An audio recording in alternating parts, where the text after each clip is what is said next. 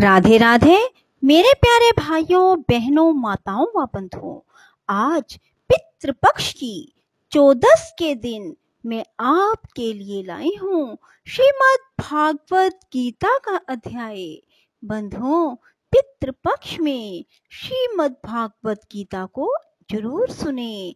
यदि आप पितृपक्ष में श्रीमद् भागवत गीता को सुनते हैं तो आप पितृ ऋण से मुक्त होंगे, और यदि पितृ ऋण से मुक्त होंगे तो आपके सभी काम बनते चले जाएंगे। आपके कामों में किसी प्रकार की कोई भी रुकावट नहीं आएगी। बंधुओं, यदि आपने हमारे चैनल को अब तक सब्सक्राइब नहीं किया तो जरूर करें और बेल आइकन दबाना ना भूलें, ताकि आपको हमारी आने वाली सभी वीडियोस की जानकारी सबसे पहले हो सके। बंधुओं, वीडियो को पूरी सुने। सुनने के बाद कमेंट बॉक्स में जय कृष्ण भगवान की, जय पितृदेव की जरूर लिखें। बोलो कृष्ण भगवान की जय, पितृदेव की जय। श्री कृष्ण भगवान बोले, हे अर्जुन, ज्ञानों में भी उत्तम परम ज्ञान को मैं फिर भी तेरे लिए कहूंगा, जिसको जानकर सब मुनिजन इस संसार से मुक्त होकर परम सिद्धि को प्राप्त हो गए। हे अर्जुन, इस ज्ञान को आश्रय करके धारण करके मेरे स्वरूप को प्राप्त हुए पुरुष सृष्टि की आदि में पुनः उत्पन्न नहीं होते, प्रलय काल में भी व्याकुल नहीं होते, क्योंकि उनकी दृष्टि में मुझ वासुदेव से भिन्न कोई वस्तु है ही नहीं। हे अर्जुन, मेरी महत ब्रह्म रूप प्रकृति अर्थात त्रिगुणमयी माया संपूर्ण भूतों की योनि है, अर्थात गर्भाधान का स्थान है। मैं उस योनि में चेतन रूप बीज को स्थापन करता हूँ। उस जड़ चेतन के संयोग से सब भूतों की उत्पत्ति होती है।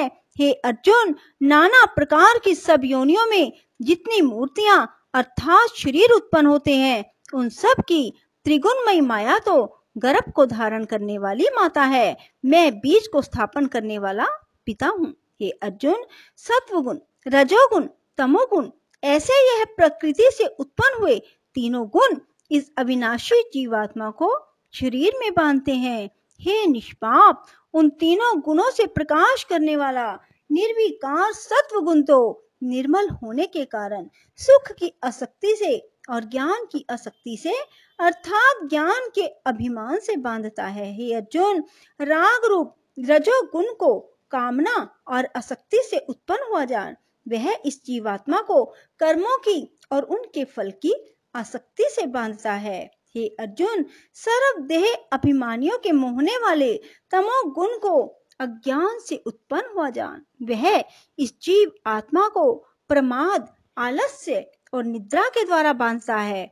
हे अर्जुन, सत्वगुण सुख में लगाता है और रजोगुण कर्म में लगाता है। तमोगुण तो ज्ञान को आच्छादन करके अर्थात ढक के प्रमाद में ही लगाता है।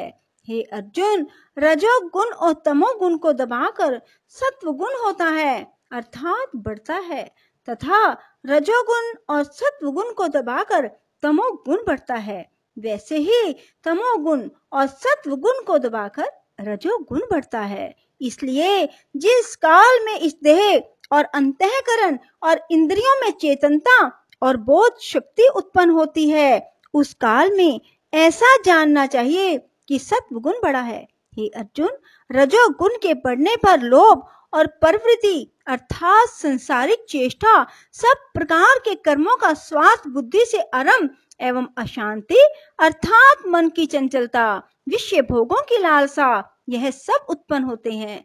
हे अर्जुन, तमोगुण के बढ़ने पर अंतःकरण और इंद्रियों में अप्रकाश, कर्तव्य कर्मों में अप्रवृत्ति और प्रमाद, व्यर्थ चेष्टा और निद्रा आदि अंतःकरण की मोहिनी वृत्तियां यह सभी उत्पन्न होते हैं।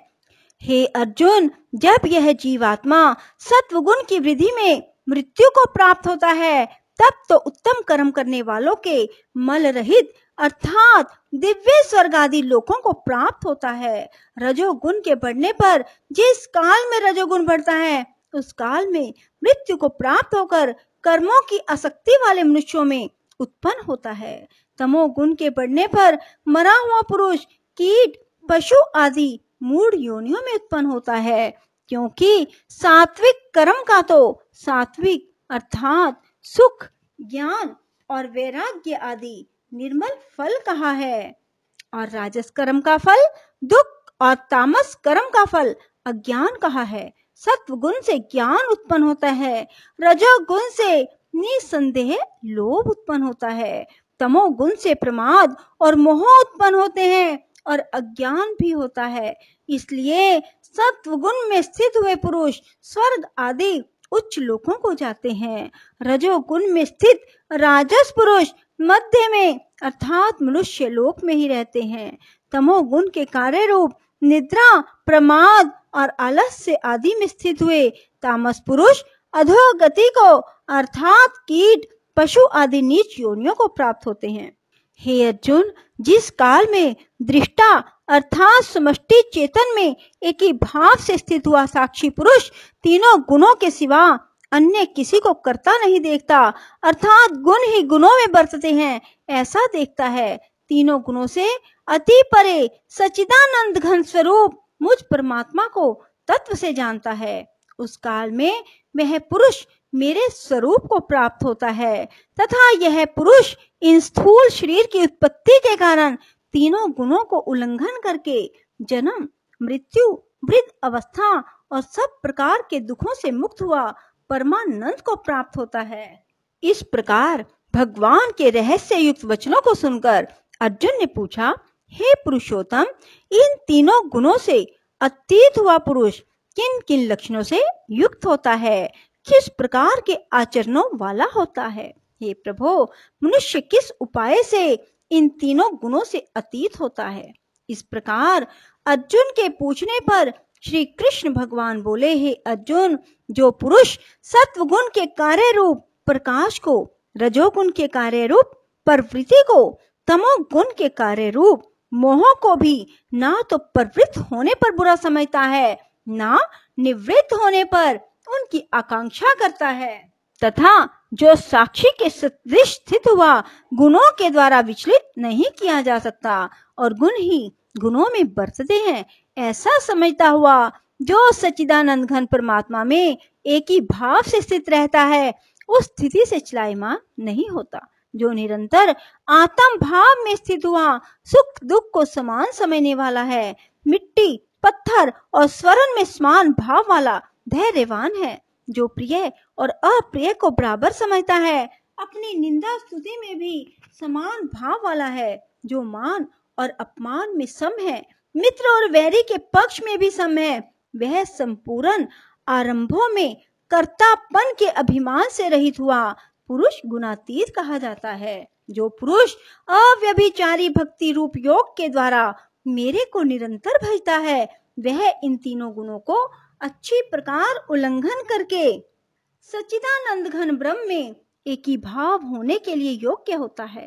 हे अर्जुन, उस अविनाशी पर ब्रह्म का और अमृत का, नित्य धर्म का, अखंड एक रस आनंद का मैं ही आशय हूँ, अर्थात उपयुक्त ब्रह्म, अमृत, अव्यय और शाश्वत धर्म, एकांतिक सुख, यह सब मेरे ही नाम है, इसलिए इनका मैं परम आशय हूँ। राधे राधे, जय श्री कृष्णा। बंधुओं, यदि आपको हमारी वीडियो पसंद आए तो इसे लाइक करें और शेयर भी जरूर करें। धन्यवाद।